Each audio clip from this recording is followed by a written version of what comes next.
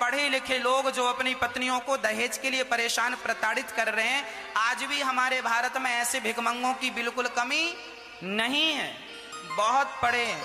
प्रार्थना मेरी आप लोगों से है, अपने बेटों को योग्य बनाना, टुकड़ों पर ना पलने वाले बना देना। सर्कस का शेर बने बनाए मांस को खाने का आदी हो जाता है। अरे सर्कस का शेर अच्छा है कि जंगल का शेर अच्छा है? मुझे आप बताओ, जंगल का शेर अच्छा होता है कि सर्कस का? बताओ, बोलो। हाँ, सर्कस का शेर मालिक के टुकड़ों पर पलता है और वह अपने शिकार करने का टैलेंट सदा सदा के लिए भूल जाता है। और जंगल का शेर अपने बलबूते शिकार करता है और अपना पेट अपने बलबूते भरता है। तो आप अपने आप को यदि टुकड़ों पर पाल रहे हैं तो आप सर्कस के शेर हैं, और अपनी कमाई रोटी खा रहे हैं तो आप जंगल के शेर हैं। अब आप अपना मूल्यांकन कर लें कि आप जंगल के शेर हैं प्रेजेंट में या सर्कस के शेर हैं वर्तमान में। आप अपने आप को आईने में देख लें, अपना मूल्यांकन खुद कर लें। आपकी औलाद, आपकी संतान, आपके बच्चे सर्कस के शेर हैं या जंगल के? आप निर्णय कीजिए। गर्गाचार्य जी ने आकर भगवान का नामकरण संस्कार किया। गर्गः पुरोहितो राजन यदूनां सुमहातपाः ब्रजं जगामनन्दस्य वसुदेव प्रचोदितः।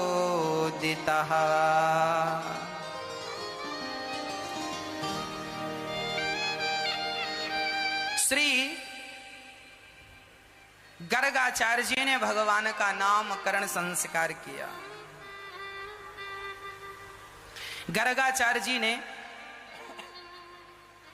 यशोदा के बेटे का, यशोदा की गोद में बलराम जी थे, इसका नाम राम होगा। रमन्ते योगिनाम यस्य सह रामः, जो योगियों के हृदय में रमण करें वो राम, पर बल अधिक होने से इन्हें बलराम भी कहा जाएगा।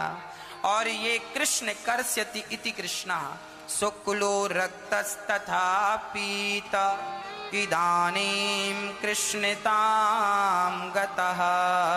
ये कृष्ण है, इनका नाम कर्ष्यति, जो इन्हें देखकर आकर्षित हो जाए, जिन्हें देखकर मन लुभा जाए, उन्हीं का नाम कृष्ण है। भक्तों, अब भगवान थोड़ा बड़े हुए और गोपियों के घर जा जाकर मक्खन चुरा करके थोड़ा भगवान बड़े हुए तो घर पे ही भगवान माखन खाने लगे। और बड़े हुए तो आंगन में घुटनों के बल चलते हैं, मैया कमर में करधनी बांधती है, हाथ में बाजूबंद और लाला का श्रृंगार करती है, ठुमक ठुमक के चलते हैं तो बढ़िया दर्शन करती है माता यशोदा। भगवान सुंदर सुंदर पांव से जब चलते हैं ना, ऐसा लगता है कि मानो सारी दुनिया का सुख मिल रहा हो इन्हें देखने से। वाह, कितना सुंदर स्वरूप था। ठुमक ठुमक के चल रहे हैं, बार बार माँ की गोद में आकर के बैठ जाते हैं, फिर जाते हैं, फिर मैया बुलाती आजा आजा आजा, लाला आते हैं और बैठ जाते हैं, बलराम जी आते हैं बैठ जाते, दोनों खेलते हैं, मक्खन खाते हैं। एक दिन क्या हुआ, थोड़ा बड़े हुए भगवान तो गोपियों के घर जा, अब बच्चों के संग खेलने लग गए। बच्चे थोड़ा बड़े हुए ना तो बच्चे बच्चों के संग खेलने लग गए, तो गांव में खेलने चले गए, मोहल्ले में खेलने चले गए। और खेल खेल में बच्चों ने देखा एक सखी के घर की खिड़की खुली थी और वहीं खेल रहे थे, तो वहां पर जाके झांक कर देखा तो ढेर सारा मक्खन रखा था। खिड़की पर हाथ लगाया तो खिड़की भी खुल गई। अब भगवान ने उंगली रखी अपने मुंह पर, चुप रहना, सारे ब्रजवासियों को अंदर किया, पर भगवान सारी मटकियों का मक्खन खाए, चट करके बाहर आए। अब तो धीरे धीरे मक्खन खाने की आदत हो गई। अब गोपियां जब अपना मक्खन छींके पर रखती ना ऊपर, तो भगवान ग्वाल वालों का गोला बनाते, ऊपर चढ़ते और सारा मक्खन निकाल निकाल करके भगवान सबको खवाते और खा लेते। एक दिन गोपियों ने शिकायत करी, मैया तेरे लाला ने चोरी करी है। अच्छा, का क्यों मारे लाला ने? तेरे लाला की शिकायत बताए हुए आई है मैया। अच्छा, का शिकायत बताएगी छोरी, का कियो मेरे लाला ने? ओ मैया,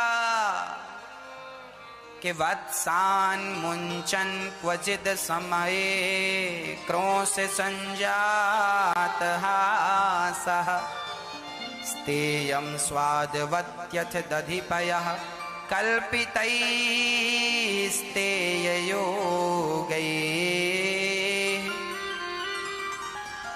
भगवान बड़े प्रेम से मक्खन चुरा चुरा के खा रहे हैं। गोपियां कहती हैं वत्सान छोटे छोटे बछड़ों को खूंटे से खोल देता, सारा दूध बछड़े पी जाते हैं। मैया मैया बोली च्योरे लाला सच्ची कह रही हैं गोपियां, तूने बछड़ों को सच्ची में खोला है क्या? कन्हैया बोले मैया मैंने ना खोला, ये सखियां एक नंबर की कंजूस हैं, सारा दूध दोह लेती हैं, बछड़ों को कुछ पिलाती नहीं है। सो एक दिन हमने पिला दिया, आज समय में खोला, जब गाय दोहने का समय नहीं था, सारा दूध बछड़ों ने पी लिया। सच्ची बात तो यह है मेरी माँ कि बछड़े खूंटे से बंधे थे, और जब तक भगवान ना खोलें तो खूंटे से छूट कौन सकता है? हम लोग ही संसार के खूंटे से बंधे हुए बछड़े हैं, और जब तक भगवान कृपा ना करें तब तक हम कैसे मुक्त हो सकते हैं?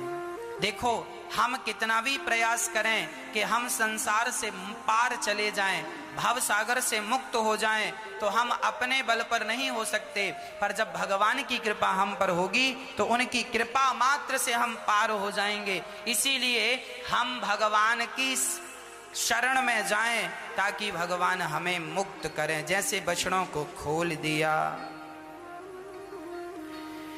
संसार में लोग उलझ जाते हैं, भगवान की शरणागति लोग ग्रहण नहीं कर पाते।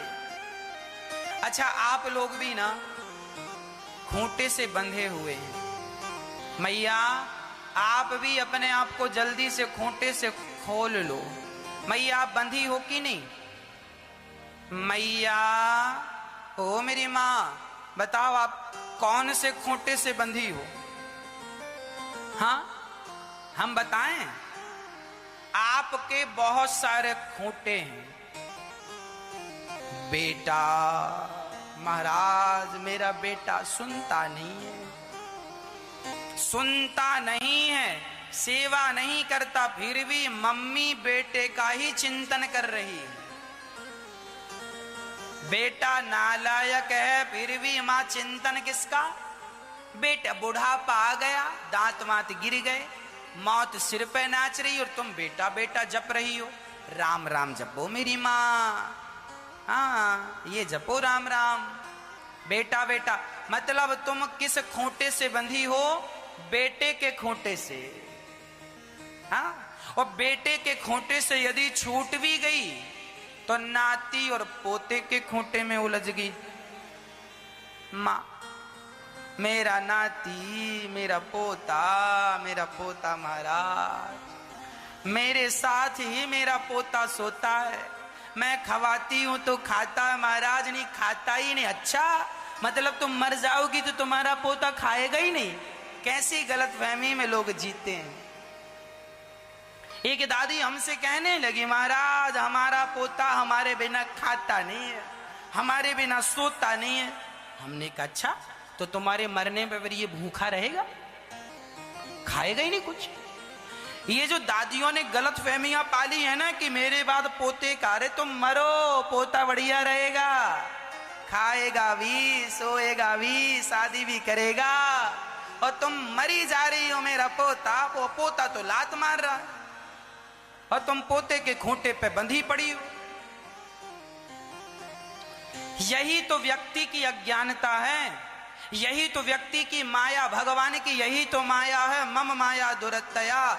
आदमी मरते समय भी अपने संसार के बंधनों से अपने आप को मुक्त नहीं कर पाता। इसीलिए मेरी माँ तुम्हारा पोता कल्याण नहीं करेगा, तुम्हारा नाती तुम्हारा बेटा तुम्हारी बहू कल्याण नहीं करेगी। तुमने जो भगवान का नाम जपा है और जीवन में जो दान पुण्य किया है वही तुम्हारा कल्याण करेगा। इसीलिए मन सबसे हटाओ और सीधा मन गोविंद के श्री चरणों में लगाओ। हे नाथ मैं आपकी हूँ, आप मेरे हैं, मैं आपका हूँ, आप मेरे हैं। हे नाथ मैं आपको कभी भूलूं नहीं।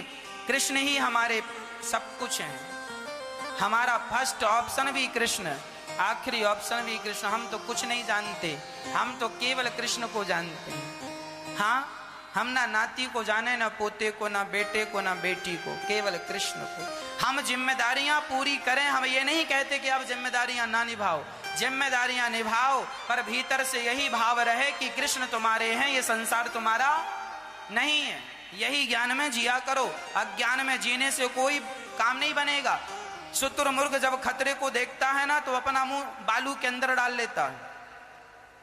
एक पक्षी होता है मेरी मां शुतुरमुर्ग, है ना, जब वो देखता है कि सामने बिल्ली आ गई या कोई खतरा आ गया, तो वो अपना मुंह जमीन में धंसा लेता है और आंखें बंद कर ले। उसको लगा अब तो बिल्ली चली गई, हमें तो दिख नहीं रही है।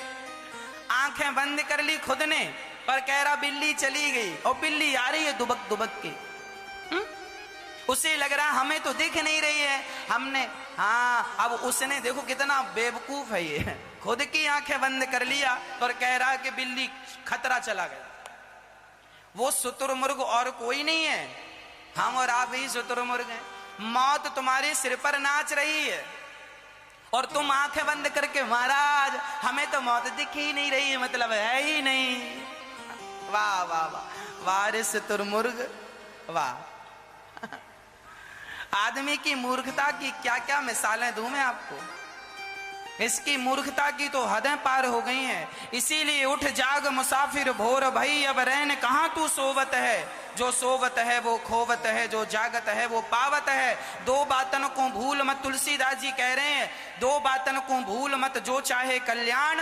नारायण एक मौत को, दूजे श्री भगवान। ऐ व्यक्ति अपने भगवान को और अपने मौत को सदा याद रख, तुझे मरना है। शुतुरमुर्ग मत बन, आंखें बंद ना कर, मौत नाच रही है। मैं रोज मर रहा हूं और एक दिन आखिरी बार फाइनल मर जाऊंगा।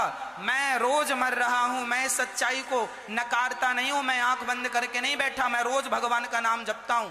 इसीलिए क्योंकि मुझे पता है कि भगवान को नहीं भूलना है, क्योंकि मेरे सिर पर मौत नाच रही है, कभी भी आ जाएगी। तो आएगी, तो उसके पहले अपनी गति का साधन संसाधन जुटा लो, अर्थात नाम जप लो, कृष्ण नाम जप लो, अच्छे कर्म कर लो। नहीं करोगे ना तो फिर बड़ा पश्चाताप करना पड़ेगा।